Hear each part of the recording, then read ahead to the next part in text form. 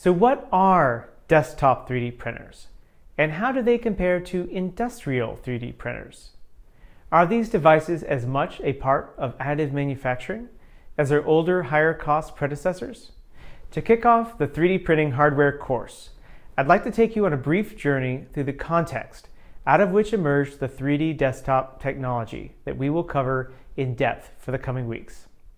In this lecture, I will focus on what is unique about desktop 3D printing, the background that led to the rise in popularity over the past decade, how it reinvigorated the family of industrial technologies that it emerged from, and a few of the unique factors that set it apart from other digital fabrication technologies to date.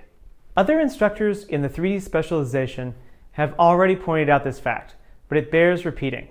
3D printing technology has been around for a long time. 30 years have passed since Chuck Hull invented and commercialized the stereolithography, or SLA, process back in 1984.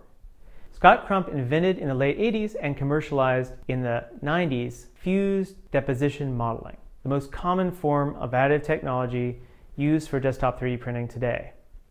The field of additive manufacturing, or AM, clusters together a number of related but distinct technologies that center on the use of a computer-guided device to replicate a digital model in the physical world, constructed from raw materials.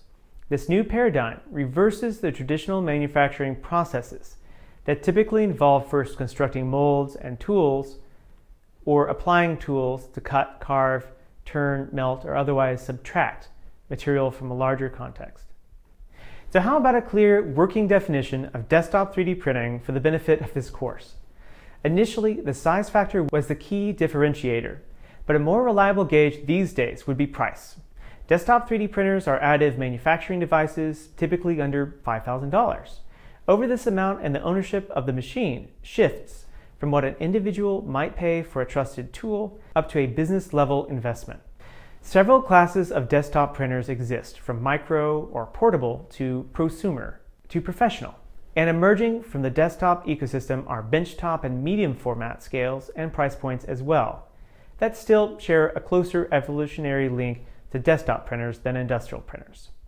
These definitions vary from marketplace to marketplace, and no doubt clear definitions will be settled by the market sooner than later, as certain elements become commodities and certain elements remain premium features.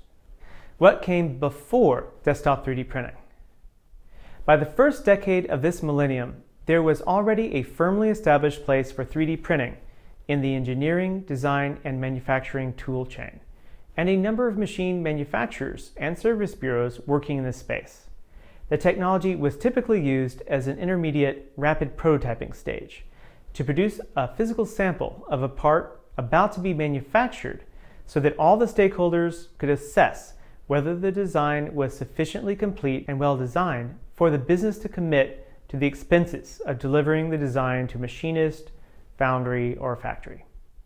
At that point, costly tools, molds, and factory lines would then be prepared for the production of the part in quantity.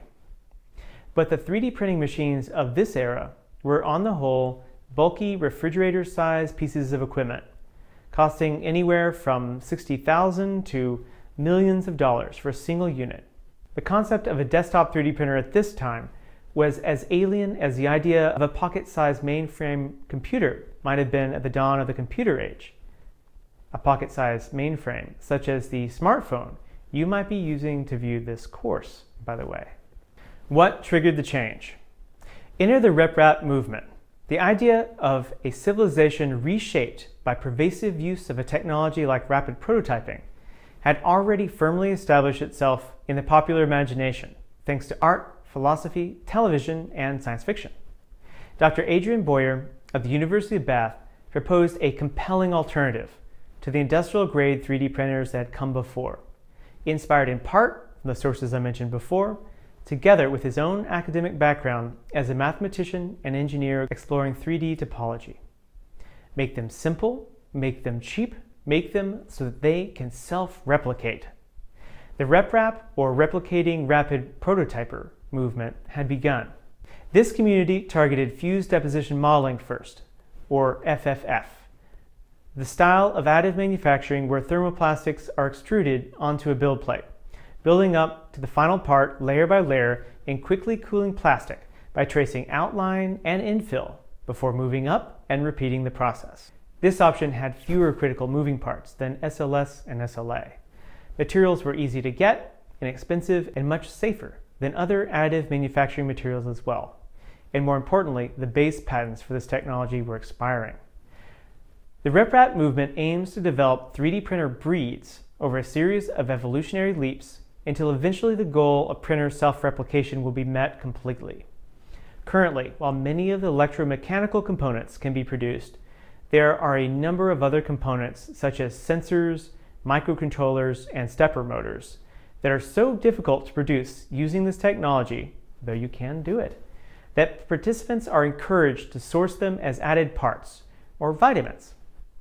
As a consequence of the effort to source parts and construct each needed component, and the constant flux in models for parts and their configuration, RepRap units tend to bear the fingerprint of the builder.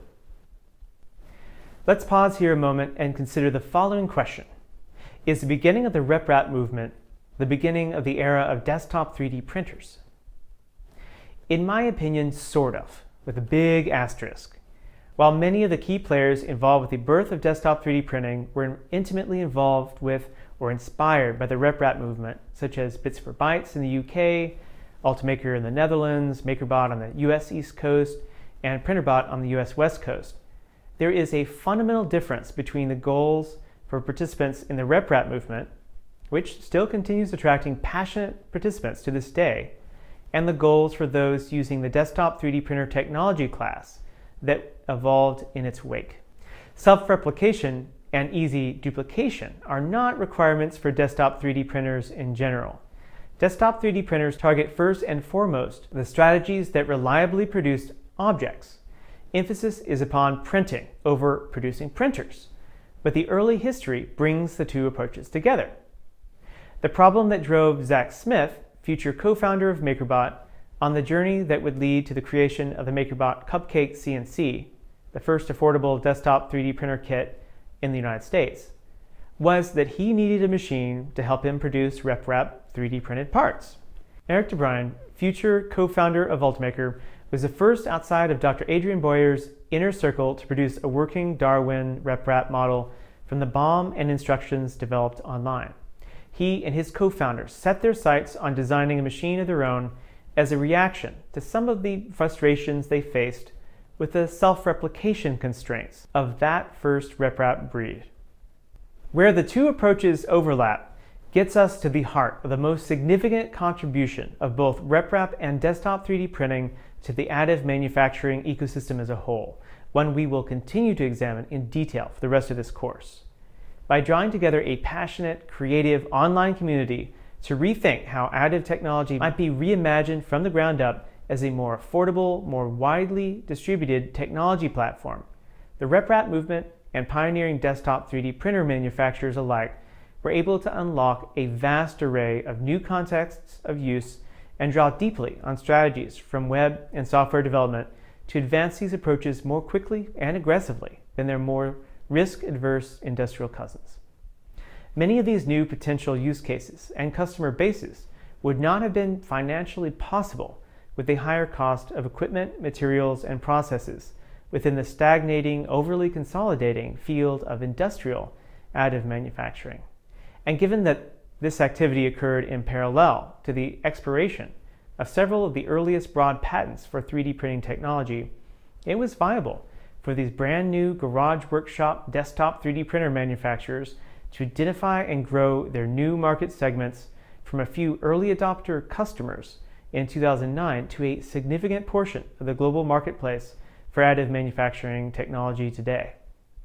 What's more, the quality, capabilities, and reliability of the professional desktop category in specific are reaching parity with industrial models tens and hundreds of times their cost, leading to confusion about how these machines should be labeled.